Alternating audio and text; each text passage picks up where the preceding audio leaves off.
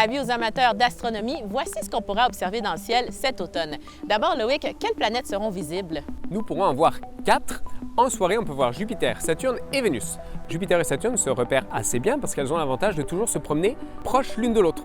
Jupiter et Saturne apparaissent en début de saison plutôt du côté est du ciel, puis graduellement en direction du sud et de l'ouest en fin de saison, car chaque soir elles vont se coucher légèrement plus tôt que la veille. Jupiter est bien brillante et on s'en sert pour repérer Saturne, beaucoup moins brillante, mais qui a l'avantage, comme sa sœur, de ne pas scintiller. Vénus, quant à elle, apparaît dans le ciel toujours 30 à 45 minutes après le coucher du soleil, en direction de l'ouest-sud-ouest. C'est le point de lumière le plus brillant du ciel, à part le soleil et la lune bien entendu, ce qui fait qu'elle est parfaitement facile à distinguer. Mercure, quant à elle, est beaucoup plus délicate à repérer.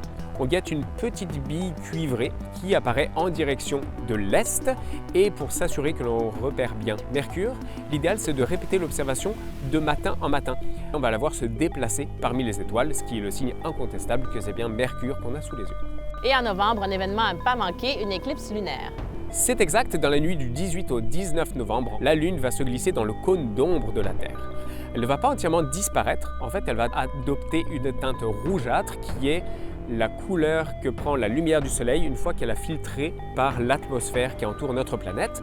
À 2h28 du matin, le 19, la Lune va graduellement rentrer dans le cône d'ombre de la Terre et se teintera de rouge jusqu'à 4h04 du matin, maximum de l'éclipse qui sera de 97% cette année. Et graduellement, elle va glisser hors du cône d'ombre de la Terre et en sortira entièrement à 5h47. Loïc, en fin de saison, on aura droit à de belles étoiles filantes. Les observateurs du ciel connaissent bien les Perséides, mais on oublie souvent les Géminides, qui sont pourtant une pluie d'étoiles filantes plus stable, plus fiable et beaucoup plus touffue que celle des Perséides. On peut voir quelques dizaines, voire même à peu près une centaine de météores à l'heure si on a des conditions parfaites. Idéalement, si vraiment vous voulez mettre toutes les chances de votre côté, vous sortez dans la nuit du 13 au 14 décembre, après 2 voire 3 heures du matin, lorsque la Lune, qui produit un petit peu de pollution lumineuse naturellement, va s'être couchée. Merci beaucoup, Loïc. Bonne observation à tous.